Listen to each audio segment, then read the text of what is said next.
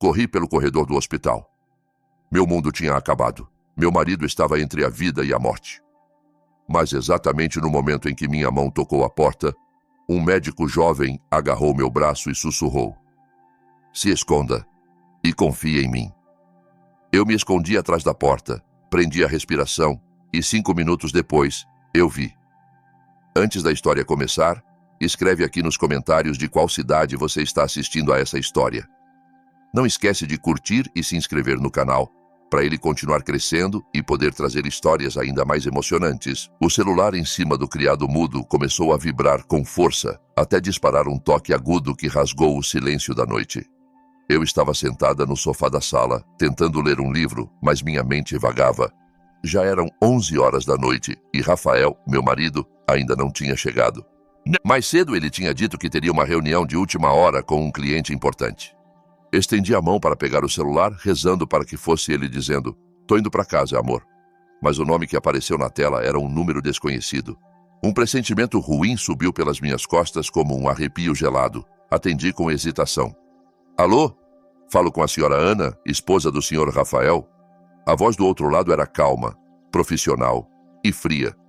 "Sim, sou eu. Aconteceu alguma coisa?" Senti meu coração começar a disparar. "Aqui é do Hospital Central. Pedimos que a senhora venha imediatamente. O senhor Rafael sofreu um acidente de trânsito. O estado dele é crítico." O mundo parou de girar. O livro escorregou das minhas mãos e caiu no chão com um baque surdo, mas nos meus ouvidos soou como uma explosão. Crítico. O que o senhor quer dizer com isso?" Minha voz tremia. "O que quer dizer crítico?" "O paciente está neste momento na unidade de terapia intensiva. É melhor a senhora vir o quanto antes." A ligação caiu. Continuei com o celular encostado no ouvido, paralisada. Crítico, acidente, hospital. As palavras giravam na minha cabeça, mas não se juntavam em um sentido completo. Isso só podia ser um pesadelo. Mordi com força o lábio inferior até sentir o gosto de sangue. Doeu. Era real. Saltei do sofá. O pânico tomou conta de mim com violência. O que eu faço? Chave do carro. Carteira, celular. Corri até o quarto.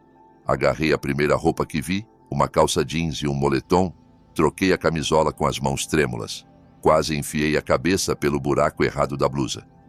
Puxei o cabelo num rabo de cavalo torto, peguei a bolsa, as chaves do carro e saí do apartamento sem nem olhar para trás. A noite estava fria. O ar cortava a pele. Desci correndo até a garagem do prédio. Minhas mãos tremiam tanto que eu mal conseguia encaixar a chave na porta do carro. Errei uma vez. Errei de novo. As lágrimas vieram quentes de pura frustração. "Calma, Ana. Calma." Sussurrei para mim mesma.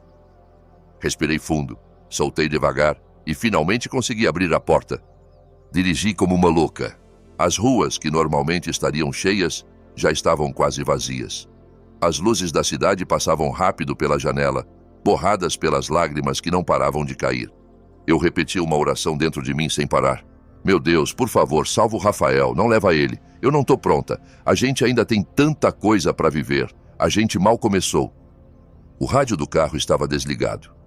Tudo que eu ouvia era o ronco do motor e o som dos meus próprios soluços. Lembrei da nossa conversa naquela manhã, Rafael sorrindo enquanto ajeitava a gravata. Disse que o Marcos, melhor amigo e sócio dele, tinha conseguido um projeto enorme. Ele estava radiante. Ele beijou minha testa antes de sair. "Hoje à noite a gente comemora." Ele disse. Como é que uma comemoração pode virar tragédia tão rápido? O prédio do Hospital Central surgiu à minha frente, enorme, branco, ameaçador. Estacionei o carro de qualquer jeito em frente ao pronto atendimento, ignorando os gritos do segurança. Entrei correndo. O saguão estava claro demais, quase agressivo. O cheiro de antisséptico e desinfetante invadiu meu nariz e me deu enjoo. "A UTI? Onde é a UTI?" Perguntei à enfermeira da recepção, quase gritando. Ela me olhou com pena. "Quinto andar, senhora. Pelo elevador ali. Mas o horário de visitas já..." Não esperei ela terminar, já estava correndo em direção ao elevador. Meu coração parecia que ia sair pela boca. Cada segundo demorava uma eternidade. As portas se abriram no quinto andar. O corredor estava silencioso. Silêncio demais. Só se ouvia um zumbido baixo de máquinas e aparelhos que eu não sabia para que serviam. As paredes pintadas de um verde claro que supostamente acalmava, naquela noite só deixavam tudo ainda mais assustador. Eu vi uma porta de vidro grande com a placa UTI. A sala de espera em frente estava vazia. Me aproximei devagar. Minhas pernas pareciam de chumbo. Pelo vidro, vi fileiras de leitos, máquinas com telas piscando, enfermeiras se movendo em silêncio. E numa das portas internas li o nome: Rafael Oliveira. Meu mundo desabou. Era real. Meu marido estava ali dentro, lutando pela vida. As lágrimas voltaram com força. Eu precisava entrar. Precisava ver ele. Precisava segurar a mão dele e dizer que eu estava ali. Me forcei a andar. Estiquei a mão para empurrar a porta pesada de vidro. De repente, uma mão forte agarrou meu braço. O aperto foi firme, inesperado. Arfei assustada e me virei. Um rapaz de jaleco branco estava diante de mim. Rosto jovem, desconhecido. Parecia ter pouco mais de 30 anos. Talvez menos. O crachá dizia: Dr. Paulo, residente. Ele me olhou fixo, com uma intensidade estranha, carregada de algo que eu não conseguia identificar de imediato. Medo. Urgência. A senhora é a dona Ana? A voz dele era baixa, mas firme. Assenti, rígida, ainda sem conseguir falar. Ele lançou um olhar rápido pelo corredor, certificando-se de que ninguém estava perto. Depois voltou a me encarar. O aperto no meu braço aumentou, como se ele tivesse medo de eu sair correndo. Não entre, sussurrou. A voz era tão baixa que mal saiu, mas cada sílaba veio carregada de tensão. Franzi a testa, confusa por um instante, mais do que apavorada. O quê? Como assim não entrar? Meu marido está lá dentro. Eu tenho que ver ele. Tentei puxar o braço de volta, mas o aperto dele não cedeu. Não, ele sibilou. Os olhos agora pareciam selvagens, tomados por um medo real. Aconteça o que acontecer, não deixe que ninguém saiba que a senhora está aqui hoje à noite. Não se mostre. Quem é o senhor? Me solta! O pânico voltou com tudo. O que está acontecendo aqui? Eu sou o Dr. Paulo, um dos residentes da UTI, respondeu rápido, sempre em sussurros. Não temos tempo para explicações longas. Tá vendo aquela porta ali? Segui o olhar dele. Uma porta de madeira, marrom, gasta. Pequena. Claramente um armário de limpeza. Aquilo é o depósito de material de limpeza. Se esconda lá dentro, agora. O senhor enlouqueceu. Respondi indignada. Eu não vou me esconder. Meu marido... Se a senhora quer que o seu marido sobreviva, faça exatamente o que eu estou mandando. Cortou ele num tom tão seco e cortante que me calou. Havia um desespero verdadeiro na voz dele. Eles vão chegar a qualquer momento. Entre lá. Fique em silêncio. Não importa o que ouvir ou ver. Não saia. Eles quem? Do que o senhor está falando? Se esconda. Repetiu apenas. Ele não respondeu à pergunta. Empurrou-me com firmeza, mas sem agressividade, em direção ao depósito. E, por favor, confie em mim. Eu nem sei por que obedeci. Talvez pelo olhar dele, que misturava medo e determinação. Talvez porque alguma coisa dentro de mim gritava que havia algo muito errado naquele hospital. Pare de lutar, Ana. Me deixei conduzir. O Dr. Paulo abriu um pouco a porta do depósito. Um cheiro forte de produto químico, pano molhado e mofo me atingiu. Lá dentro era um breu. Entra, ordenou, baixo. Dei alguns passos para trás, entrando naquela escuridão apertada. Parecia que eu estava entrando numa tumba. Ele segurou a porta, deixando apenas uma fresta mínima. Não devia ter mais que 1 centímetro. O suficiente para eu encostar o olho ali e ter uma visão estreita do corredor. Não se mexa, sussurrou pela última vez. A porta fechou com um clique suave. Fiquei sozinha na escuridão total. Prendi a respiração. Eu ouvia meu próprio coração batendo alto, ecoando dentro dos ouvidos. O som parecia ensurdecedor. O ar ali dentro era pesado, cheio de poeira. Meu nariz começou a coçar, mas eu me forcei a não espirrar, a não tossir. Encostei o olho na fresta. Eu via só uma faixa do corredor. O chão brilhante de linóleo e a parede verde clara. O tempo parou. 1 minuto. Nada. Talvez o médico fosse louco mesmo. Eu devia sair. Eu devia estar do lado do Rafael. 2 minutos. Comecei a tremer. não só de medo, mas também de frio. O depósito não tinha aquecimento. Cruzei os braços sobre o peito, tentando me abraçar. 3 minutos. Ouvi o ding distante do elevador. Passos. Não. Devia ser coisa da minha cabeça. 4 minutos. A dúvida começou a me corroer. Que ridículo. Eu, Ana, esposa desesperada, escondida num depósito de material de limpeza enquanto meu marido está em estado crítico na sala ao lado. Tudo por causa de um médico que eu nunca tinha visto na vida. 5 minutos. Justo quando juntei coragem para abrir a porta e sair, eu ouvi passos. Não eram passos apressados como de uma equipe correndo para uma emergência. Eram passos calmos, firmes, confiantes. 2 pessoas. Na direção da UTI. Prendi o ar. Fiquei imóvel, com o olho grudado na fresta. 2 homens entraram no meu campo de visão estreito. Pararam bem em frente à porta da UTI, onde Rafael estava. Meu coração pulou para a garganta. Eu conhecia os 2.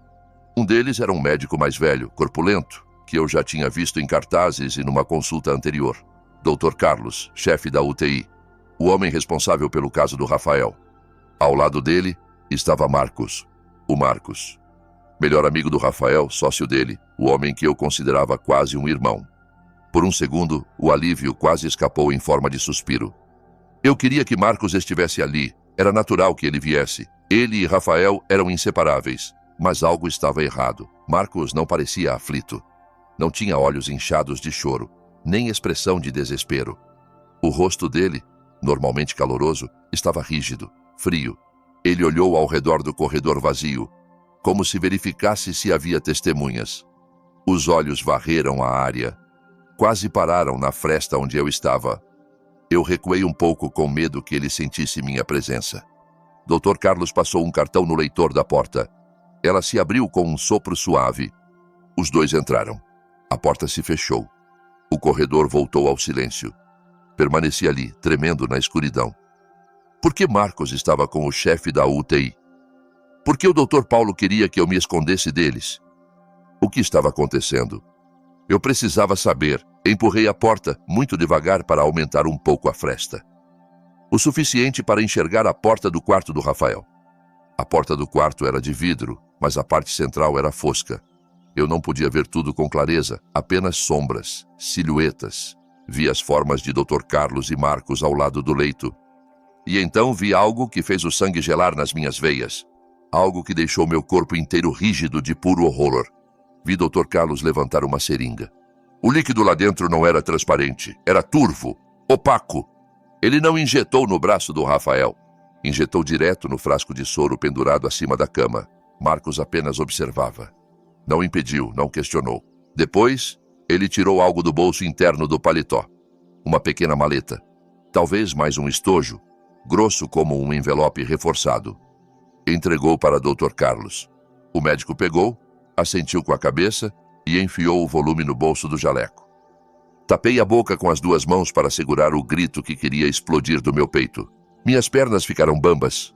Meu marido não estava sendo salvo. Ele estava sendo assassinado, e quem pagava por isso era o melhor amigo dele. Encostei as costas na parede fria do depósito. Deslizei até o chão, sentando entre baldes e rodos sujos. Não, sussurrei sem voz. Não, Marcos, não. Esse era o homem que foi padrinho do nosso casamento. O homem que jantava na nossa casa, ria com a gente, brindava as nossas vitórias. Não podia ser. Eu tentei achar qualquer desculpa. Talvez fosse um medicamento especial. Talvez aquela maleta fosse apenas um pagamento por um tratamento diferenciado. Sim, tinha que ser isso.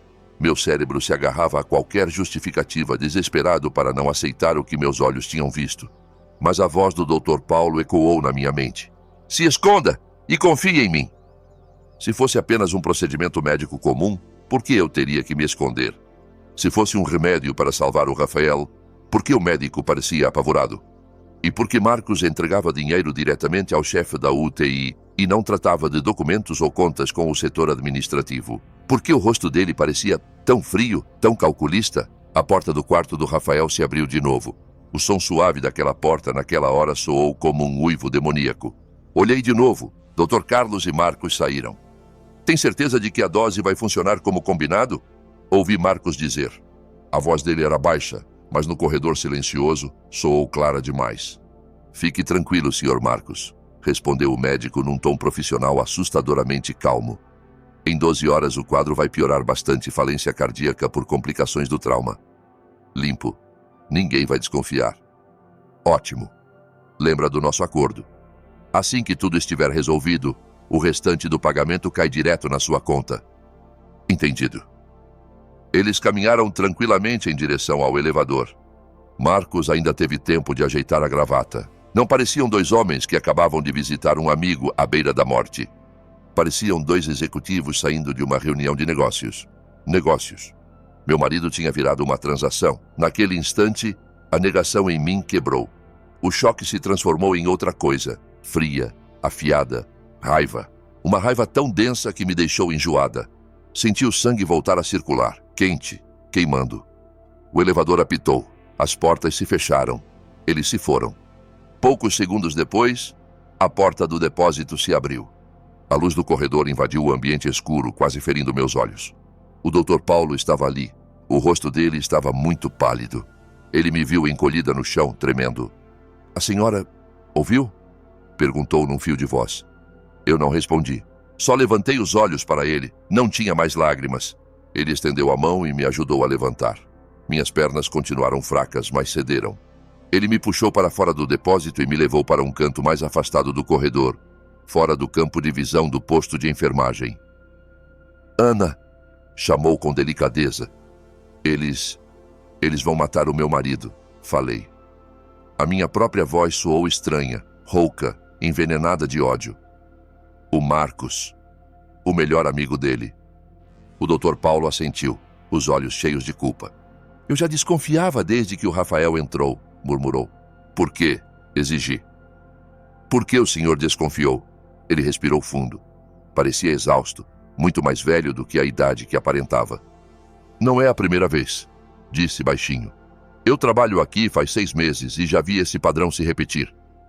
Fez uma pausa, como se escolhesse as palavras com cuidado. 2 meses atrás, uma senhora idosa, muito rica, deu entrada por causa de uma fratura no quadril. Cirurgia simples, correu bem. De repente, o quadro piorou na UTI complicação cardíaca. Quem comandava o caso? Dr. Carlos. Ela morreu. Isso pode acontecer. Eu ainda tentava entender. Pode, claro, concordou. Mas os herdeiros pareciam aliviados demais. Engoli em seco. E não foi só isso, continuou. Mês passado, um empresário teve um AVC leve, com grande chance de recuperação. Foi trazido para cá por pressão alta. De novo, Dr. Carlos assumiu o caso. Em 3 dias ele morreu de um AVC devastador. Certinho. Nada que chamasse a atenção. Arregalei os olhos. O senhor acha que o Dr. Carlos... Eu acho que o Dr. Carlos presta um serviço, respondeu amargo. Um serviço sujo, para herdeiros impacientes, sócios gananciosos. Ele faz com que mortes aparentem ser complicações naturais. Recebe muito bem por isso. O estômago embrulhou. E o Rafael?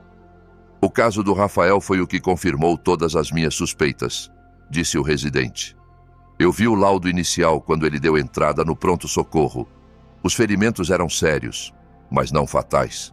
Algumas costelas fraturadas, concussão leve e uma hemorragia interna pequena que foi rapidamente controlada. Ele deveria estar estável, talvez até começando a recobrar a consciência. Ele olhou nos meus olhos, mas o que o Dr. Carlos fez? Mandou para a UTI imediatamente. Assumiu o caso. Disse que o quadro era instável. Restringiu o horário de visitas. Repetiu que o paciente precisava de repouso absoluto. Desde então, em vez de melhorar, o quadro do Rafael piorou. Medicamente, isso não faz sentido. O acidente? Sussurrei. Uma ideia horrível começou a se formar. Eu também acho que o acidente foi planejado, completou o Dr. Paulo, confirmando o meu medo. Só serviu para trazer o Rafael até aqui para o território do Dr. Carlos. Aqui, ele controla tudo. Medicação, registros, acesso. Aqui, ele consegue matar o seu marido devagar e chamar isso de complicação. Eu só conseguia pensar na seringa com o líquido turvo, no diálogo frio sobre falência cardíaca em 12 horas. O que ele injetou no soro? Seja o que for, é veneno, disse o médico com amargura. Um veneno de ação lenta, desenhado para imitar um quadro de insuficiência cardíaca. Amanhã de manhã, quando seu marido morresse, ninguém suspeitaria de nada. Só veriam uma viúva chorando e um amigo leal cuidando do enterro. Fechei os punhos com tanta força que minhas unhas cravaram na palma. A dor física era nada diante da dor que queimava dentro de mim. Rafael, meu marido doce, generoso, confiante. Ali, deitado, indefeso. Enquanto o homem que ele chamava de irmão planejava a morte dele. A gente não pode deixar isso acontecer, falei, a voz firme apesar do tremor. O Dr. Paulo me encarou. Fico feliz que você tenha dito isso, respondeu. Mas o que podemos fazer? Ele é o chefe da UTI. Marcos é rico, influente. Quem vai acreditar em nós? Uma esposa desesperada e um residente recém-formado? Eles cometeram um erro hoje à noite, continuou. Não sabem que você está aqui. Não sabem que eu estava vigiando. Ele apontou discretamente para o quarto do Rafael. Aquele foi só o primeiro passo. Provavelmente ainda vão precisar aumentar a dose ou dar uma injeção final. Eles disseram 12 horas, ou seja, vão voltar. Talvez na troca de plantão quando tudo estiver mais confuso. Então a gente espera? Perguntei incrédula. Não, os olhos dele brilharam, firmes. A gente reage. Ele me avaliou por um instante como se medisse a minha coragem. Eu preciso de ajuda, Ana. Não posso fazer isso sozinho. Se eu entrar naquele quarto sozinho, vão desconfiar. Mas você é a esposa. Tem todo motivo para estar lá. O que você quer que eu faça? O medo ainda estava ali, mas a raiva era maior. O Dr. Paulo tirou 2 coisas do bolso. Uma seringa nova, ainda lacrada, e um gravador minúsculo, menor que a ponta do meu dedo. Não temos muito tempo, disse. Precisamos de 2 coisas. Descobrir exatamente o que eles injetaram no soro do Rafael e conseguir provas de que fizeram isso de propósito. Ele colocou o gravador na minha mão. Esse é um gravador de áudio, acionado por voz. Quero que você entre no quarto do seu marido. Esconda isso em algum lugar discreto. Sob a estrutura da cama, atrás de algum equipamento, em qualquer ponto onde ninguém mexa. Um arrepio percorreu o meu corpo. Invadir o quarto onde estavam envenenando meu marido. Quando? Agora, respondeu. Não sabemos quando eles vão voltar. Você precisa se mexer rápido. Mas o posto de enfermagem fica bem em frente ao quarto do Rafael. Podem me ver entrar. Sussurrei. Deixa isso comigo, garantiu ele. Vou criar uma distração. Algo grande o bastante para tirar todo mundo do posto por alguns minutos. Ele colocou a seringa nas minhas mãos. Isso é ainda mais importante. E mais perigoso. Me encarou fundo. Ana, depois que você esconder o gravador, precisa coletar uma amostra do soro do Rafael. Justamente daquele frasco em que Dr. Carlos injetou o veneno. Ele me mostrou como fazer. Veja o frasco de soro. Tem uma mangueira conectada. Perto do frasco, há um portinho de borracha, geralmente azul ou vermelho. É ali que você vai enfiar a agulha espeta, puxa o êmbolo e coleta só um pouco de líquido. 1 mililitro já basta, apontou a marca na seringa. Minhas mãos começaram a tremer de novo. E se eu errar? E se eu machucar ele? Você não vai machucar o Rafael, garantiu firme. Não vai tocar nele, só no soro. Isso é procedimento de enfermagem básico. O único risco é alguém te ver fazendo isso. Ele segurou meus ombros. Se o Dr. Carlos ou qualquer outro te pegar no flagra, vão dizer que você enlouqueceu, que está tentando machucar seu marido. Podem te sedar. Podem te tirar daqui à força. Entende o risco? Engoli em seco, sentindo o medo percorrer minha coluna. Lembrei do rosto do Rafael, do sorriso que ele me deu naquela manhã, da voz fria do Marcos. Entendo, respondi, enfim. Eu vou fazer. Ótimo. Um suspiro de alívio escapou do Dr. Paulo. Agora volte para o depósito. Espere o meu sinal. Você vai ouvir um alarme de Code Blue. Significa parada cardiorrespiratória. Todo mundo vai correr para o quarto chamado. Esse é o seu momento.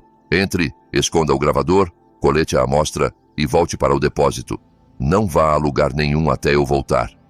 E você? Eu vou liderar a equipe do Code Blue, disse com um sorriso tenso. Vou mantê-los ocupados o máximo de tempo possível. Você vai ter alguns minutos. Assenti. Guardei a seringa e o gravador no bolso interno do moletom. Os objetos pareciam gelados contra a pele. Cuidado, Ana, murmurou. Voltei para o depósito escuro. Dessa vez, a escuridão não pareceu só um túmulo, mas um abrigo. Fiquei atrás da porta, de novo com o ouvido atento a qualquer som. Os segundos se arrastavam. Ouvi conversas baixas no posto de enfermagem, o barulho distante de macas, o bip constante dos monitores. Então, o alarme disparou. Um som estridente, agudo, seguido pela voz no interfone. Code Blue, quarto 509. Code Blue, quarto 509. O quarto 509 ficava no fim do corredor, no lado oposto ao quarto do Rafael. Na mesma hora, o corredor explodiu em movimento. Passos apressados, vozes urgentes. Pega o carrinho de emergência! Desfibrilador, rápido! O barulho se afastou na direção oposta. Espiei pela fresta. O posto de enfermagem estava vazio. O corredor deserto. Era a minha chance. Meu coração batia tão forte que doía. Abri a porta e saí. O ar gelado do corredor bateu no meu rosto. Caminhei rápido, tentando não correr, até a porta de vidro do quarto do Rafael. 507. Empurrei devagar. A porta abriu sem um ruído.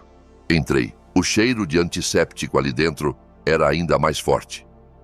O som dos monitores ocupava todo o espaço. Bip, bip, bip. Eu ouvi. Rafael estava deitado na cama, muito pálido, imóvel. O rosto parecia tranquilo, como se dormisse, mas havia uma faixa de gaze na cabeça dele e uma cânula de oxigênio delicada nas narinas. Ele parecia frágil demais. As lágrimas ameaçaram voltar. Não agora, Ana. Foco.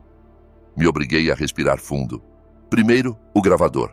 Abaixei, ajoelhei no chão frio e tateei debaixo da cama, sentindo a estrutura metálica. Encontrei um ponto escondido perto da parede. Apertei o botão do gravador e o fixei ali. Pronto. Levantei. Agora, o soro. Olhei para o frasco pendurado no suporte ao lado da cama. O líquido parecia transparente, inocente. Mas eu sabia que tinha veneno ali. Cada gota caía pela mangueira e entrava lentamente no corpo do meu marido. As mãos tremiam quando tirei a seringa do bolso e abri a embalagem. Vi o pequeno portinho de borracha azul na lateral do equipo de soro, exatamente como o Dr. Paulo tinha descrito. Me perdoa, amor, sussurrei.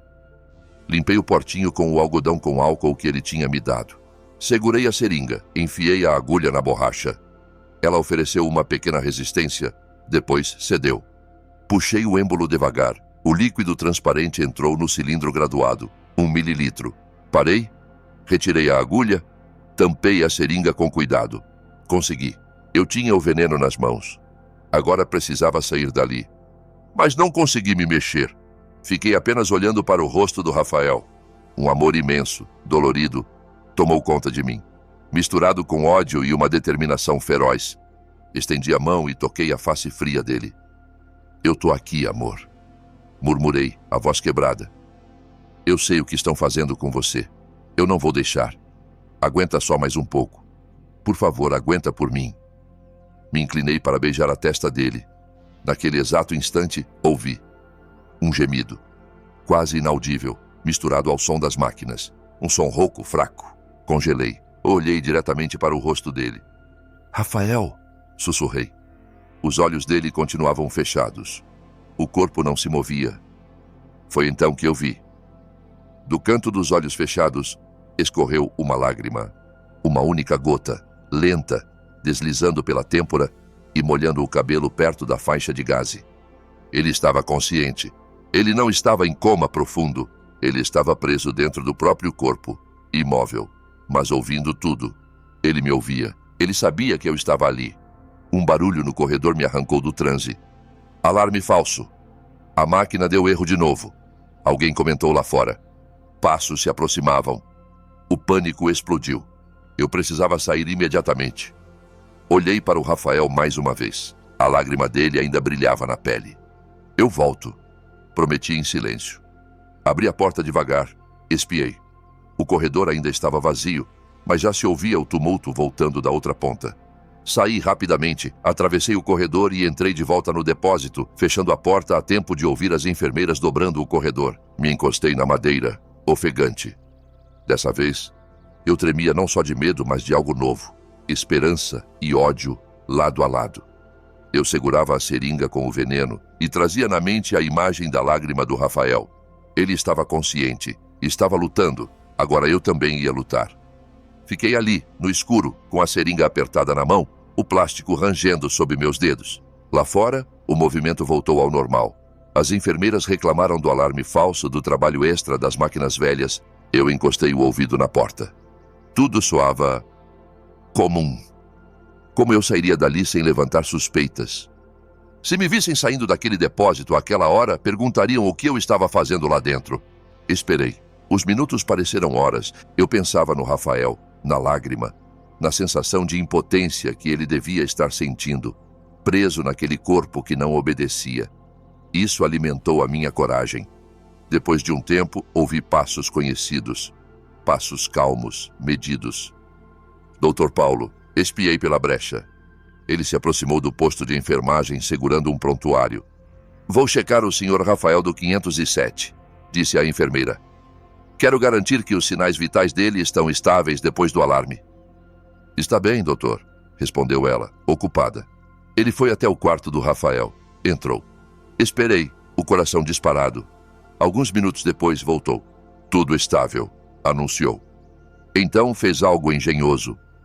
Pegou um copo descartável da mesa das enfermeiras, foi até o bebedouro que ficava perto do nosso depósito e, sem querer, derrubou água no chão, bem na frente da porta. Ah, droga! Exclamou alto o suficiente para todos ouvirem. Me desculpem, derrubei água aqui. Não tem problema, doutor, respondeu a enfermeira. Vou chamar o pessoal da limpeza. Não precisa, ele disse.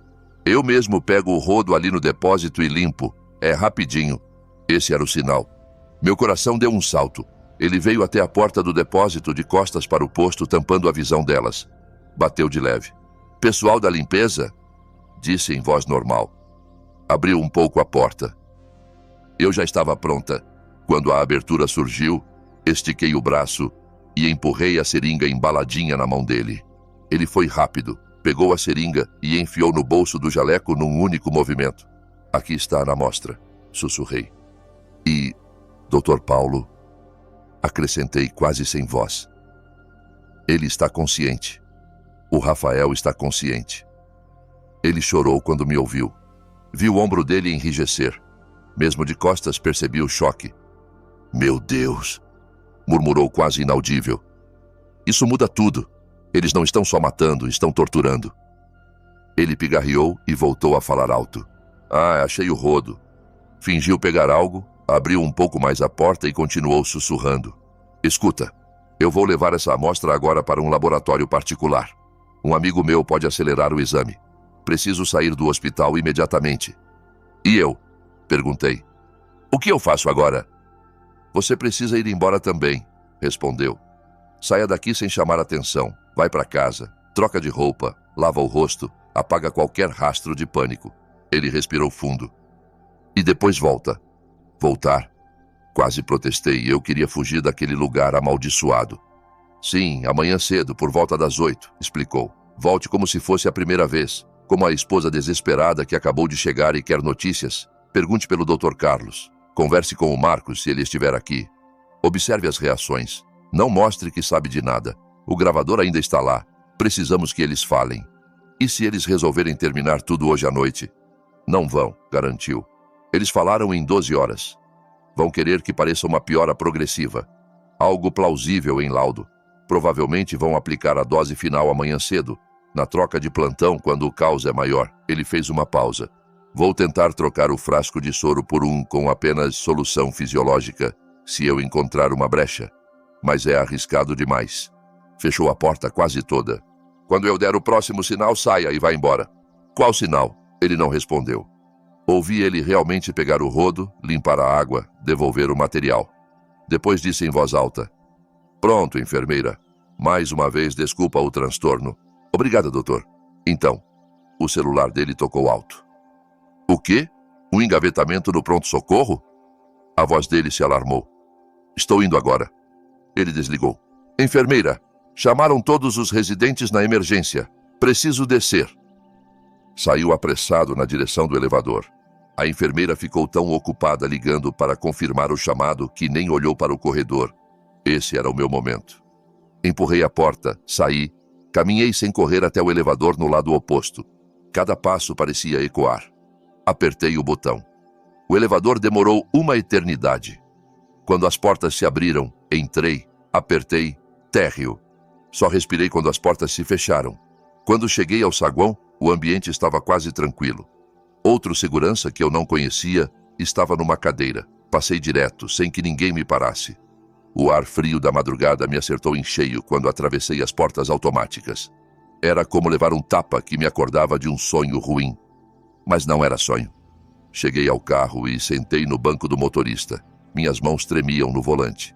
Olhei de volta para o prédio enorme. Aquele lugar não era mais um hospital. Era o covil de assassinos. O choque começou a dar lugar a um cansaço esmagador. E a culpa. Eu estava indo embora. Estava deixando o Rafael lá, sozinho, com medo, preso naquele corpo. Bati no volante, engolindo o choro. Aguenta, amor. Eu vou voltar. Prometi. Liguei o carro. Eu tinha que ir para casa. Tinha que me preparar. O jogo tinha começado, e no dia seguinte eu voltaria como a esposa que não sabe de nada. Não lembro direito como cheguei em casa. Os 30 minutos de caminho foram um borrão. Estacionei na garagem, peguei o elevador até o nosso andar. Quando abri a porta, o silêncio do apartamento me engoliu. Tudo estava igual. O livro continuava no chão. A caneca de chá do Rafael pela metade em cima da mesa de centro. O casaco dele pendurado perto da porta. Tudo normal. Mas nada era normal. Meu mundo tinha virado de cabeça para baixo. Fui até o quarto. Vi meu reflexo no espelho. Uma mulher de olhos vermelhos, cabelo desgrenhado, moletom amassado. Eu tinha cara de vítima, mas eu não ia ser vítima. A raiva que eu sentia desde o hospital tomou forma, ficou sólida, fria, virou determinação. Eu não ia deixar Marcos se safar. Eu não ia deixar o Dr. Carlos destruir nossa vida. Fui para o banheiro, liguei o chuveiro no frio. A água gelada me fez estremecer, mas também clareou a mente. Esfreguei a pele com força, como se pudesse tirar o cheiro do hospital, o medo, a traição. Saí do banho me sentindo mais desperta. Abri o guarda-roupa. Não escolhi uma roupa confortável. Escolhi a melhor roupa de trabalho que eu tinha. Uma blusa bem passada, calça social, um blazer discreto. Prendi o cabelo. Passei uma maquiagem leve para disfarçar as olheiras. Se eu ia interpretar uma esposa normal, eu ia fazer direito. Mas, por baixo do papel, eu seria outra coisa. Investigadora, acusadora, carrasca. O sol começou a nascer, uma luz pálida atravessando as cortinas. 6 da manhã. O Dr. Paulo tinha falado para eu voltar por volta das 8. Eu tinha 2 horas. Não conseguia simplesmente ficar parada esperando. Ele ia cuidar da prova física, o veneno. Eu precisava entender o motivo. Por que Marcos queria o Rafael morto? Assim que acabar, o restante do pagamento entra na conta. Dinheiro. Sempre dinheiro. Lembrei do comportamento do Rafael nas últimas semanas. Ele vinha mais tenso. Passava horas extras no escritório, mesmo em casa. Eu perguntei o que estava acontecendo. Ele desviou, sorriu cansado. Coisas de trabalho. O Marcos conseguiu um projeto grande. A gente está ralando para dar conta. Projeto grande. Ou problema grande. Abri a gaveta onde ele guardava uma chave reserva do escritório. Peguei. O escritório do Rafael e do Marcos, a empresa deles. Lumina Engenharia. Eu não ia para o hospital ainda. Ela para o escritório. O caminho até o centro financeiro da cidade pareceu outro. As pessoas iam e vinham, tomando café, olhando o celular, falando de trabalho. Ninguém fazia ideia de que, entre elas, havia uma mulher com a vida destruída e um assassino que, talvez, naquele momento estivesse tomando café da manhã tranquilamente. Cheguei ao prédio comercial. Ainda era cedo, só havia um segurança na recepção. Bom dia, dona Ana. Ele se surpreendeu ao me ver tão cedo. Veio falar com o senhor Rafael? Eu já sei do acidente. Interrompi, fingindo que a voz falhava. Preciso pegar alguns documentos pessoais dele, para questão de seguro. A mentira saiu fácil. O segurança me olhou com dó. Claro, senhora, meus sentimentos. Torço para que ele se recupere logo. Obrigada, murmurei. Ele liberou a catraca. O escritório deles estava deserto. As luzes de presença acenderam automaticamente. O ar-condicionado já estava ligado. Passei por mesas vazias até chegar à sala do Rafael no canto. Abri a porta com a chave. Tudo estava no lugar. Uma foto nossa no dia do casamento sobre a mesa. Desviei o olhar, sentindo o aperto no peito. Foco, murmurei para mim mesma. Sentei na cadeira dele. O assento ainda parecia guardar um pouco do calor dele, ou era coisa da minha cabeça. Liguei o computador. A tela de login apareceu pedindo senha. Respirei fundo. Tentei nossa data de casamento. Erro. Meu aniversário. Erro. O aniversário dele. Erro. Fechei os olhos. O que ele usaria? Algo íntimo, mas fácil para ele lembrar. Um apelido. Lembrei da forma ridícula e carinhosa como ele me chamava no começo do namoro. Luz do entardecer. Sorri de canto em meio ao caos. Digitei Luz do entardecer, tudo junto. Enter. O computador destravou. Fiquei sem ar por um segundo. Abri o e-mail. Centenas de mensagens, notas fiscais, relatórios, avisos. Usei a ferramenta de busca e digitei Marcos. Surgiram dezenas de e-mails, reuniões, clientes, cronogramas. Nada suspeito à primeira vista. Continuei fuçando. Foi então que vi, na lista lateral de pastas, uma com um nome estranho. Pessoal, rascunho. Minhas mãos suavam quando cliquei. Havia apenas um e-mail ali dentro. Um rascunho não enviado. Destinatário, Gustavo, advogado da empresa. Assunto, comunicação de auditoria interna e rompimento de sociedade. Marcos. Senti o estômago afundar. Abri o e-mail. Era uma carta formal, longa, bem estruturada. Rafael explicava que tinha encontrado irregularidades graves nos balanços dos últimos trimestres. Escrevia que contratara em segredo uma auditoria externa para revisar as contas dos últimos 2 anos. O resultado? Marcos havia desviado dezenas de milhões de dólares da empresa, discretamente, em parcelas, transferindo para contas de fachada no exterior. O tal projeto grande que ele sempre comentava era, na verdade, uma fachada para lavar parte desse dinheiro. Engoli o enjoo. Continuei lendo. No parágrafo final, a bomba, Rafael dizia que tinha confrontado Marcos. Olhei a data da última modificação do rascunho. Ontem de manhã. Ele confrontou Marcos ontem de manhã, no dia do acidente. No texto, Rafael dava um ultimato. Marcos teria 24 horas para devolver cada centavo e se afastar da empresa, ou ele levaria tudo à polícia e ao conselho de administração. 24 horas. E dentro desse prazo, um acidente quase matou Rafael. O acidente era a resposta do Marcos ao ultimato. Ele não pretendia devolver dinheiro nenhum, pretendia calar o Rafael para sempre. Empurrei a cadeira para trás, respirando com dificuldade. Ainda não tinha acabado.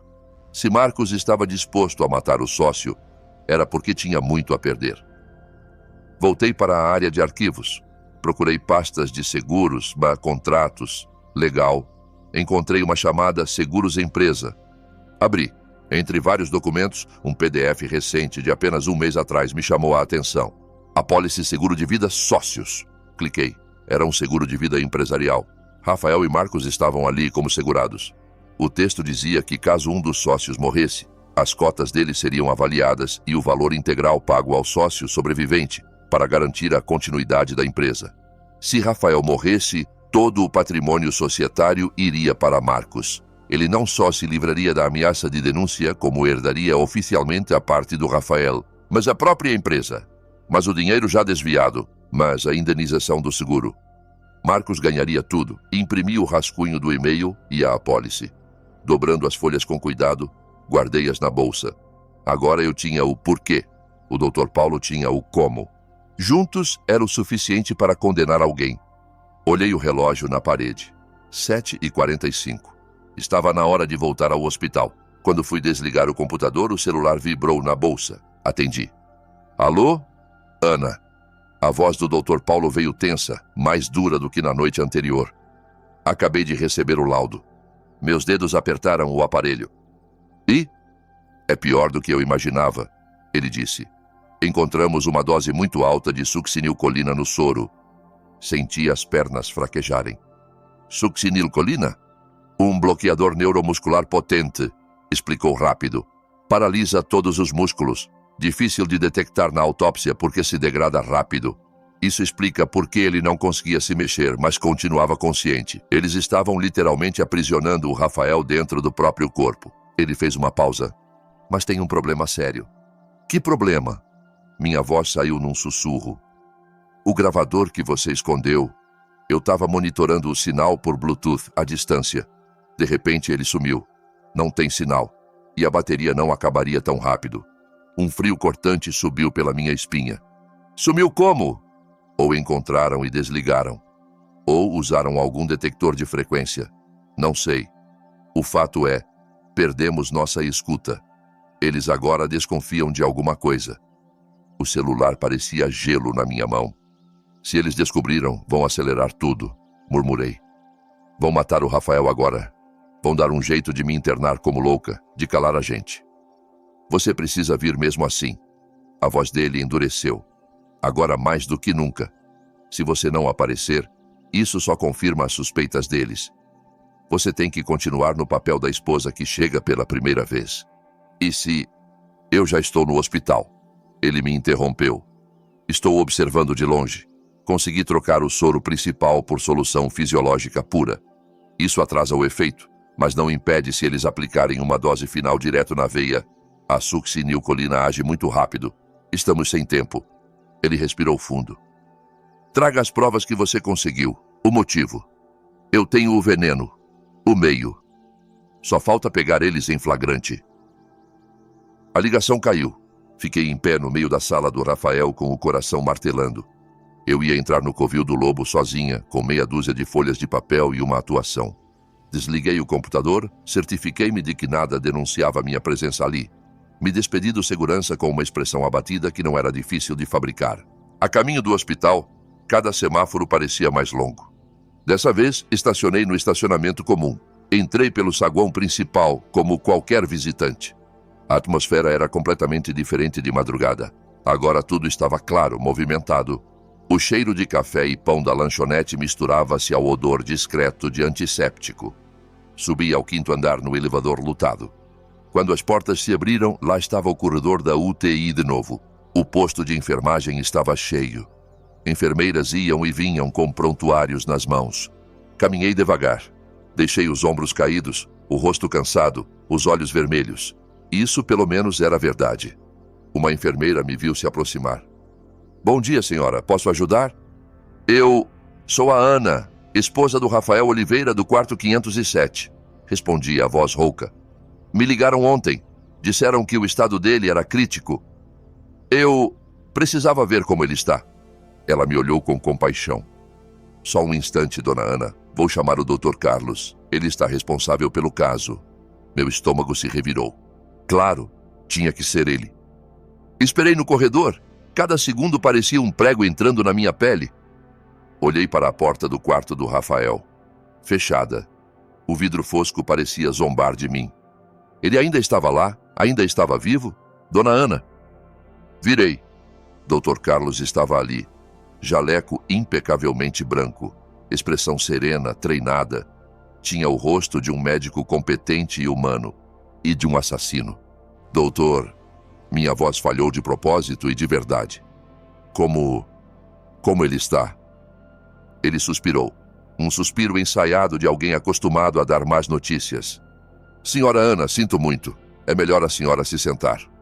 Não, eu prefiro saber de pé. Ele me analisou por um segundo. O quadro do seu marido se agravou durante a noite. Fizemos tudo o que foi possível, mas os traumas na cabeça se complicaram. Que tipo de complicação? Perguntei, apertando a alça da bolsa. O coração dele começou a falhar, explicou com falsa gravidade.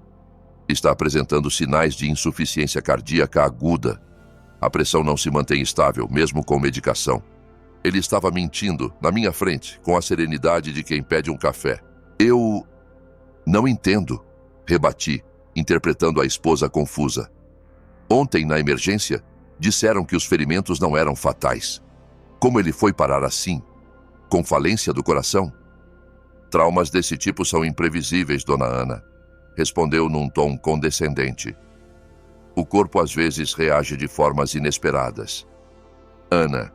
Outra voz cortou o discurso dele. Olhei. Marcos vinha pelo corredor andando depressa. O teatro dele era perfeito. Olheira escura, cabelo bagunçado, barba por fazer. Parecia um amigo devastado pela vigília. Ana, graças a Deus você chegou, disse, me abraçando sem cerimônia. Meu corpo se enrijeceu. Eu queria gritar, empurrá-lo, esmurrá-lo, mas não fiz nada. Deixei que me abraçasse. Forcei lágrimas a subirem e chorei no ombro dele. Metade daquelas lágrimas era ódio puro. O Rafael. Solucei. Eu sei, murmurou fazendo carinho nas minhas costas. Eu tô aqui desde ontem. Não tive coragem de ir embora. Mentira. Eu sabia que ele tinha ido embora logo depois de pagar o Dr. Carlos e envenenar o meu marido. Eu não quis te ligar de madrugada para não te assustar mais. Continuou. Soltei devagar do abraço. Ele manteve as mãos nos meus ombros com cara de amigo dedicado. Você precisa ser forte, Ana. Pelo Rafael. Levantei os olhos. Primeiro para ele, depois para o Dr. Carlos. Eu só quero entender o que está acontecendo, falei. Marcos, ontem de manhã, antes do acidente, o Rafael disse que precisava falar com você, que era algo muito sério, sobre uma auditoria da empresa. Silêncio denso, cortante. O rosto do Dr. Carlos se franziu, confuso. Ele não fazia ideia do que eu estava falando. Mas Marcos, por um segundo a máscara escorregou. O sorriso triste congelou no rosto. O olhar cansado ficou agudo, alerta. As pupilas dilataram. Ele travou. Rapidamente recompôs o personagem. Deu uma risada nervosa. Auditoria? Ana, você deve ter entendido errado. O Rafael deve ter falado projeto. A gente está cheio de trabalho. Mas pelo amor de Deus, nesse momento, você está pensando em contabilidade? Tentou desviar, fazer parecer bobagem, mas eu tinha visto. Em um segundo, tinha visto o pânico nos olhos dele. Não, respondi, um pouco mais firme. Ele falou auditoria, sim. Estava muito sério. Chega, Ana, interrompeu Marcos, agora com um tom um pouco mais duro. O seu marido está lutando pela vida ali dentro e você quer discutir trabalho? Você está em choque. Ele lançou um olhar rápido para o Dr. Carlos, um olhar curto, carregado de mensagem. O médico voltou à postura fria e profissional. O Sr. Marcos tem razão, dona Ana. Neste momento, o mais importante é a senhora se acalmar. Sinceramente, me preocupo com o seu estado emocional. Ele se virou para o posto. Enfermeira, chamou. Traga um copo d'água para a senhora Ana e separem um ansiolítico leve. Ela precisa descansar um pouco.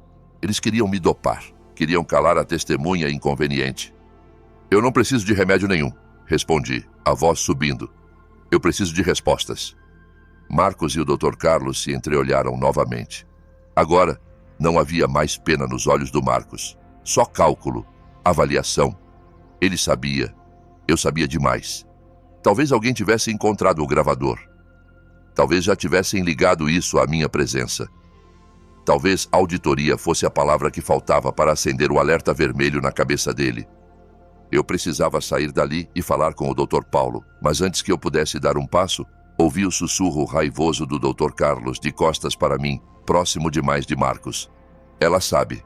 De algum jeito, ela sabe. E daí? Respondeu Marcos, baixo e gelado. Não temos prova nenhuma contra nós. Não podemos correr o risco, insistiu o médico. Temos que terminar isso agora. Aplicar a dose final. Vamos atribuir a parada cardíaca ao choque. Senti o coração parar por um segundo. Dose final. Era agora. Não! O grito saiu de mim antes que eu pudesse controlar. Ecoou pelo corredor inteiro. As enfermeiras olharam, assustadas. Familiares na sala de espera se ergueram das cadeiras. Marcos e o Dr. Carlos se viraram, espantados com o escândalo. Ana, se acalma! Marcos tentou se aproximar de novo, com a expressão irritada, porém ainda tentando parecer o amigo razoável. Afastei-me um passo, arrepiada. Não encosta em mim! Minhas mãos tremiam.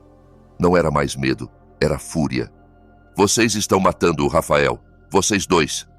Os olhos do Dr. Carlos se estreitaram. Dona Ana, a senhora está completamente alterada. Está perturbando a ordem da UTI. Enfermeiras, chamem a segurança. Podem chamar, gritei. Chamem a segurança, a direção do hospital, chamem a polícia. Quero todo mundo aqui para ouvir o que vocês fizeram. Eu não sabia onde o Dr. Paulo estava, nem se o plano dele ainda tinha alguma chance. Só sabia de uma coisa: eu não podia deixar aquele médico chegar perto do quarto do Rafael. Eu precisava ganhar tempo, custasse o que custasse. Do que você está falando, Ana? Marcos abandonou finalmente qualquer tom de doçura. A voz saiu fria, metálica. Você enlouqueceu. Da auditoria, respondi encarando-o. Dos dezenas de milhões de dólares que você roubou da empresa. O Rafael descobriu tudo. Te deu 24 horas para devolver. Em vez disso, você mandou alguém jogar o carro dele num barranco. A cor sumiu do rosto dele. Por alguns segundos, ele ficou mudo. O Dr. Carlos o encarou atônito. Em volta, o corredor ficou silencioso. Até os aparelhos pareciam mais baixos. E o senhor, doutor? Virei-me para o médico. Recebeu quanto para transformar tudo isso em complicação cardíaca? O senhor injetou succinilcolina no soro do meu marido. Um bloqueador muscular que paralisa o corpo, mas deixa a pessoa consciente. Ele ouviu tudo. Viu tudo. Sentiu tudo. Preso, sem poder se mexer. Essa palavra, succinilcolina, caiu como um tijolo no meio do corredor. Apenas alguém com acesso ao laudo saberia, não uma esposa histérica. O rosto do Dr. Carlos perdeu todo o verniz profissional. Sua desgraçada, sussurrou. A senhora está fazendo acusações gravíssimas sem prova.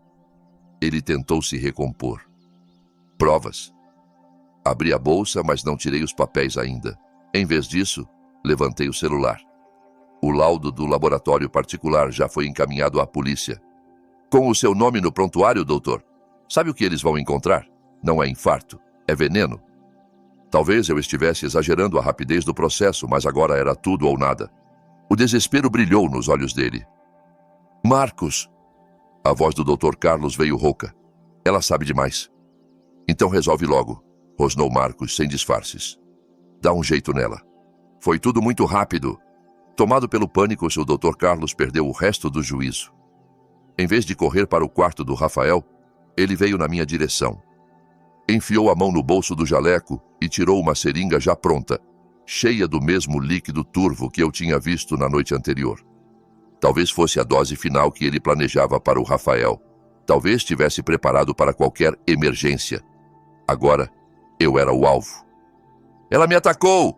Ele gritou, tentando justificar antes mesmo do ato. Avançou. Encolhi-me contra a parede, sem saída. As enfermeiras congelaram, sem saber o que fazer. Marcos ficou parado, observando, com um brilho cruel nos olhos. Se eu morresse ali, sedada e violenta, o problema de todos eles estaria resolvido. A ponta metálica da agulha se aproximava do meu braço.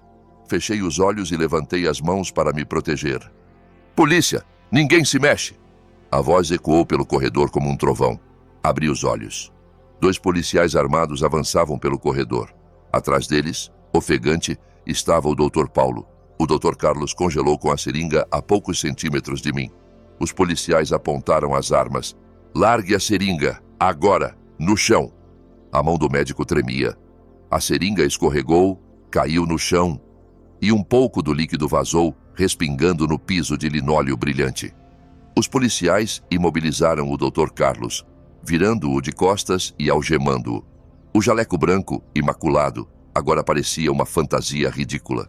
Marcos tentou reagir. Virou-se e correu na direção da saída de emergência. Segura ele! Gritou o Dr. Paulo. Um dos policiais disparou atrás dele. Marcos foi atingido não por um tiro, mas por um golpe seco que o derrubou no chão. O policial o imobilizou, prendendo os braços para trás. Eu não fiz nada! Ele gritava.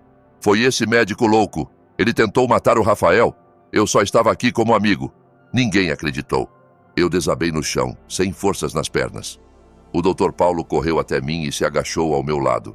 Ana, você está bem? Ele chegou a te furar? Balancei a cabeça, ainda sem conseguir responder. Apontei só para a porta do quarto do Rafael.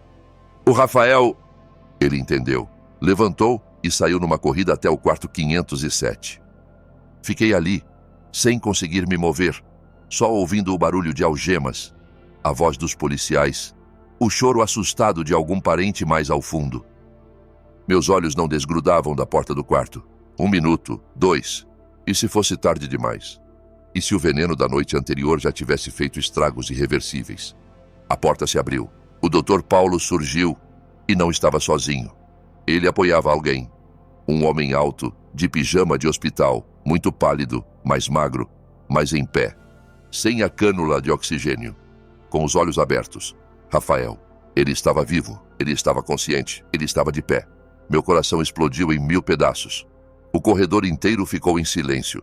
Os policiais, as enfermeiras, os curiosos, todos pararam para olhar. Rafael deu um passo à frente, ainda segurando firme no braço do Dr. Paulo. Os olhos dele não me procuraram primeiro. Foram direto para Marcos, que estava algemado e sendo puxado para ficar de pé. Os dois se encararam. O silêncio esmagador deixou a voz do Rafael ecoar nítida. Você, disse, com raiva e dor. Você me traiu. Marcos arregalou os olhos, horrorizado. Para ele, Rafael deveria estar inconsciente à beira da morte. Jamais em pé, acusando-o. Aquele olhar foi o último golpe. Toda a pose de segurança dele ruiu. Os policiais o puxaram, mas ele não reagiu mais. Enquanto levavam Marcos e o Dr. Carlos pelo corredor, algemados, o primeiro ainda teve coragem de cuspir, numa mistura de ódio e desespero. Você devia ter morrido naquele carro, Rafael. Ninguém respondeu. O corredor voltou a ganhar som. Murmurinhos, soluços, ordens. Mas eu só via Rafael. As pernas dele fraquejaram. O Dr. Paulo segurou com firmeza. Cadeira de rodas, rápido, o médico pediu. Uma enfermeira correu, trouxe. Rafael se sentou, exausto. Os olhos se fecharam por um instante. Levantei, com dificuldade, e corri os poucos passos até ele. Me joguei nos braços dele, abraçando com força, com medo de que ele sumisse se eu soltasse. Senti os ossos salientes sob o tecido do pijama. Ele estava mais magro, mais frágil, mais quente, vivo. Rafael. Meu Deus, Rafael. Eu soluçava. Ele ergueu uma das mãos trêmula e acariciou meu cabelo. Ana, a voz rouca, ainda fraca. Você me salvou. Os olhos se encheram de lágrimas. Eu te ouvi, sussurrou. Lá no fundo, na escuridão. Eu te ouvi o tempo todo. Uma enfermeira nos ajudou a empurrar a cadeira até um quarto mais afastado, tranquilo, em outro setor. Um quarto privativo, com janelas para um jardim. Transferimos o Rafael para a cama. O Dr. Paulo checou os sinais vitais, trocou o soro, ajustou monitores. Dessa vez, eu sabia que só havia ali soro e medicação correta. Ele está estável, disse finalmente. O coração está forte. A pressão está controlada. O pior passou. Agora ele precisa de descanso. Sentei na cadeira ao lado da cama, sem soltar a mão do Rafael um segundo sequer. Olhei para o Dr. Paulo. Você salvou a nossa vida, murmurei. Ele balançou a cabeça. Nós salvamos ele juntos, corrigiu. Quando você disse que ele chorou, que estava consciente, tudo mudou. Deixou de ser erro médico e virou tortura. Como você conseguiu trazer a polícia na hora certa? Perguntei. Achei que quando o gravador sumiu, tínhamos perdido. Ele suspirou. Foi a noite mais longa da minha vida. Assim que tive o laudo da succinilcolina na mão, eu sabia que tinha prova de homicídio. Mas quando percebi que o gravador estava mudo, entendi que eles desconfiaram que poderiam agir a qualquer momento. Passou a mão pelos cabelos, cansado. Eu não podia confiar na segurança do hospital.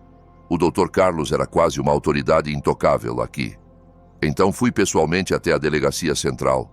Entrei, mostrei o laudo, mostrei o prontuário do Rafael, contei tudo. Eles acreditaram de primeira? Claro que não, respondeu com um sorriso triste. Achavam que eu estava exagerando, que eu tinha alguma rixa com ele. Mas eu fiz escândalo. Ana, gritei que um assassinato estava para acontecer dentro da UTI. Mostrei os exames. Consegui chamar a atenção de um delegado experiente que me ouviu de verdade. Ele se recostou na cadeira. Ele topou mandar 2 policiais comigo. Viemos sem sirene, entramos discretamente. Quando chegamos ao 5º andar, ouvimos seu grito. Auditoria. Dinheiro desviado. Succinilcolina. Você entregou o motivo que faltava.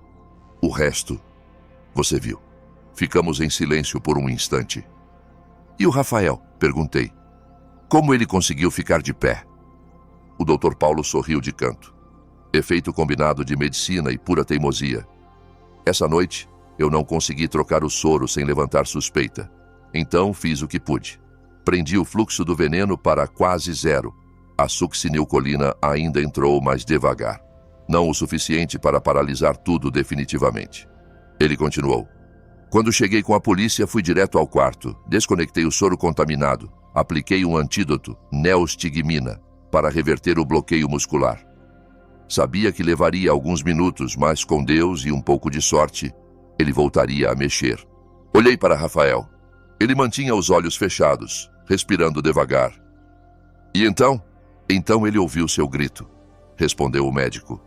Ouviu a confusão no corredor. Ouviu o Marcos. E decidiu que não ia morrer ali. O resto foi pura vontade. Os lábios do Rafael se moveram. Eu ouvi tudo, murmurou abrindo os olhos. Eu e o Dr. Paulo nos aproximamos.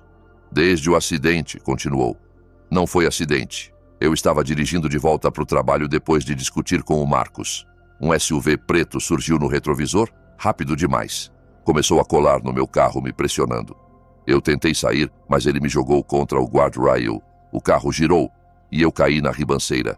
As mãos dele apertaram a minha. Apaguei. Quando acordei, estava no pronto-socorro. Depois me levaram para a UTI. Eu ainda conseguia mexer um pouco no começo. Escutava o Marcos. Ouvi o Dr. Carlos falando que o meu caso era perfeito para acertar as contas. Ele engoliu seco. Senti a picada na veia. A sensação da droga entrando, um frio espalhando pelo corpo. De uma hora para outra não consegui mais mexer nada, nem abrir os olhos, nem falar. Eu queria gritar, mas só gritava por dentro. Eu chorava junto. Fiquei ouvindo tudo. O Marcos negociando minha morte como se fosse um contrato. O médico dizendo que ninguém ia desconfiar. Falaram do pagamento, da apólice de seguro. Parecia que eu tinha virado um número. Ele respirou fundo, cansado, mas continuou. Eu achei que ia morrer ali, naquela cama, preso num corpo morto-vivo. Até que você entrou. Os olhos dele me encontraram.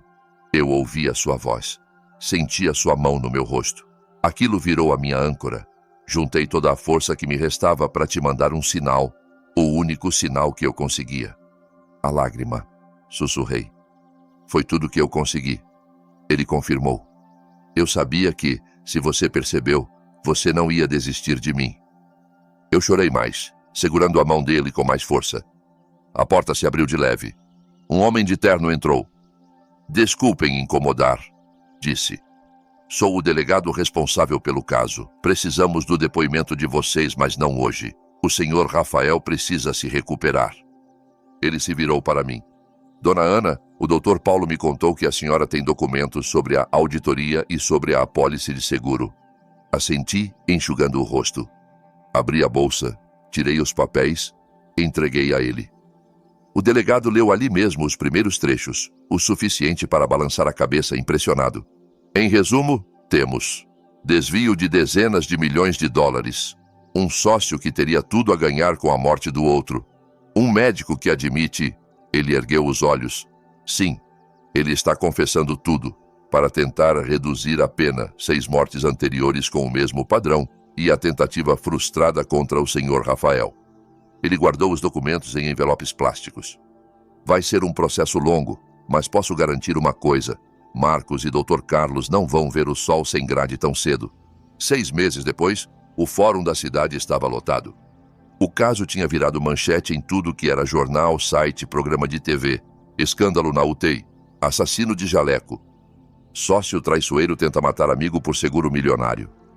Eu, Rafael e o Dr. Paulo entramos no tribunal juntos. Rafael já não usava cadeira de rodas, mas caminhava com uma bengala. Cada passo era uma vitória contra o veneno e a violência que quase o mataram. Sentei ao lado dele. O Dr. Paulo ficou atrás, sempre discreto. No banco dos réus, Marcos usava um terno caro. O cabelo bem cortado, o relógio de luxo, tudo intacto. Só os olhos denunciavam o desespero. Dr. Carlos, por outro lado, parecia outro homem. Envelhecido, abatido, quebrado. Jaleco trocado por um macacão de presidiário, algemas visíveis. O promotor chamou o Dr. Paulo primeiro. Calmo, didático, ele explicou para o júri o que era succinilcolina, como agia, por que era usada raramente e com extremo cuidado, sob supervisão anestésica. Explicou que não havia qualquer justificativa para aquela droga estar no soro de um paciente em recuperação de trauma. Apresentou os laudos, os prontuários, as amostras. Mostrou o padrão nas mortes anteriores. Sempre pacientes ricos, sempre sob responsabilidade do mesmo médico, sempre complicações supostamente inesperadas. A defesa de Marcos tentou atacá-lo, dizendo que era um residente ressentido querendo aparecer. Ele não se abalou. Eu me formei para salvar vidas, não para assistir a assassinatos, respondeu. Quando percebi o que estava acontecendo, fiz o que qualquer médico decente deveria fazer. Depois foi a minha vez. Contei tudo. A ligação do hospital naquela noite, o desespero, o encontro com o Dr. Paulo, as sombras na UTI, a seringa, o dinheiro sendo entregue.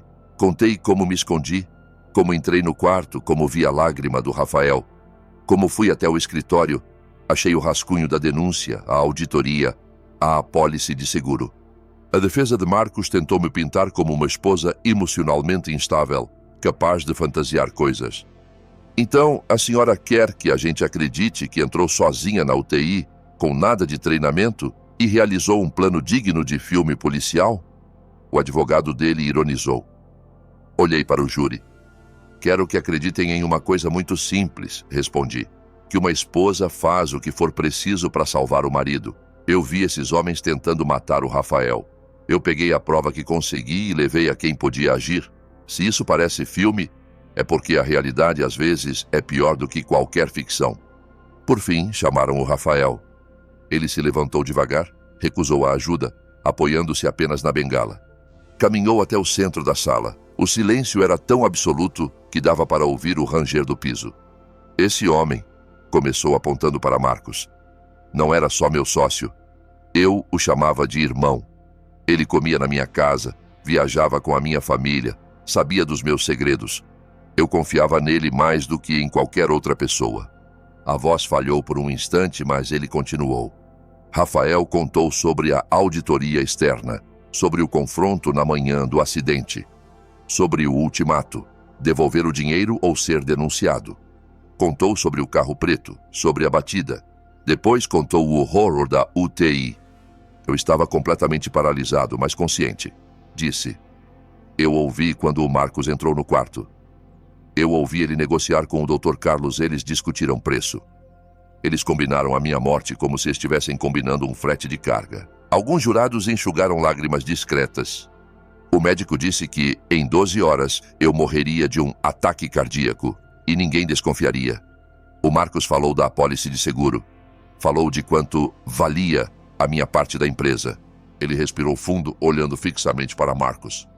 A traição doeu mais do que o acidente, mais do que o veneno. Eu teria perdoado uma falha, um erro, mas isso foi escolha. Fria, calculada. Quando ele terminou, o silêncio pesou ainda mais. Foi então que aconteceu algo inesperado. Dr. Carlos demitiu o próprio advogado ali mesmo. Pediu para falar. Queria fazer uma confissão completa para tentar evitar a pena máxima. Contou tudo. A abordagem de Marcos. A proposta de pagar $5 milhões para resolver o problema chamado Rafael de maneira limpa. Confessou as mortes anteriores. 5 casos de herdeiros impacientes. Todos ricos. Todos na UTI. Todos sob seus cuidados. Descreveu o modus operandi. Succinilcolina, doses calculadas, laudos maquiados. Marcos explodiu. Levantou-se, gritando que era mentira, que estava sendo acusado injustamente. Teve que ser contido pelos seguranças do tribunal. No dia da sentença, o juiz não poupou palavras. Dr. Carlos recebeu prisão perpétua sem possibilidade de redução pela soma dos crimes confessos. Perdeu o direito de exercer medicina para sempre. Marcos também pegou prisão perpétua, somada a 40 anos por tentativa de homicídio qualificado, fraude, desvio de dinheiro e tentativa de fraude em seguro. Todos os bens foram confiscados. Quando o levaram algemado para fora, ele já não parecia o empresário elegante da primeira audiência. Parecia só um homem destruído, gritando sobre injustiça, enquanto o peso da própria escolha caía sobre ele. Meses depois, o sol se punha manso no terraço da nossa nova casa. Uma casa simples, com um jardim cheio de plantas que eu mesma escolhi, longe do barulho da cidade e ainda mais longe de qualquer hospital. O apartamento antigo foi vendido. Eu precisava deixar para trás aquele cenário, lotado de memórias boas misturadas com as piores noites da minha vida. Eu regava as roseiras. O vento trazia o cheiro da terra molhada. Senti um tipo de paz que achei que nunca mais conheceria. Rafael estava sentado numa cadeira de fibra, com um livro aberto no colo. A bengala encostada no braço da cadeira. Dentro de casa. Ele quase não usava mais, só para caminhar longas distâncias. A fisioterapia tinha funcionado. As cicatrizes no corpo estavam quase todas escondidas. As da alma, ainda levando tempo. Um carro parou na frente de casa. O Dr. Paulo desceu, agora sem jaleco, usando uma camisa estampada simples. Sorriu ao nos ver. Preparei chá, levei para a mesa do terraço. Nos sentamos, os três, assistindo o céu ir ficando laranja. Então, é oficial? Rafael perguntou. Oficial, respondeu o Dr. Paulo, sorrindo. A diretoria nova decidiu reformar tudo. A partir do mês que vem, eu assumo a chefia da Comissão de Ética e Qualidade do hospital. Vão me deixar mexer em protocolos, revisar históricos, reabrir casos antigos. Era o mínimo que podiam fazer. Comentei. Não há remédio capaz de apagar o que aconteceu, mas impedir que se repita já é um começo. E você? O médico perguntou a Rafael. E a empresa? Rafael fechou o livro, apoiando as mãos sobre as páginas. A Lumina faliu, disse sem drama. O rombo que o Marcos deixou era grande demais, mas eu consegui salvar alguns ativos. Recomecei pequeno, com uma nova sociedade, limpa dessa vez. Com o mesmo nome. Rafael olhou para mim e sorriu. Um sorriso leve, cheio de afeto. Pegou minha mão sobre a mesa. Não, agora se chama Luz do Entardecer Engenharia, respondeu. Em homenagem àquele apelido bobo que eu te dei e que acabou virando a senha que me salvou. Senti os olhos arderem de novo. Dessa vez, de gratidão. Ficamos em silêncio, assistindo ao céu mudar de laranja para roxo. Passamos pelo pior lado da natureza humana. Ganância, covardia, crueldade calculada. Mas também vimos o melhor. Coragem, lealdade, justiça. Sobrevivemos, estávamos vivos. E diante de nós, sob a luz suave do entardecer, se abria uma segunda chance. Uma nova vida que nós dois tínhamos arrancado das mãos da morte. Juntos.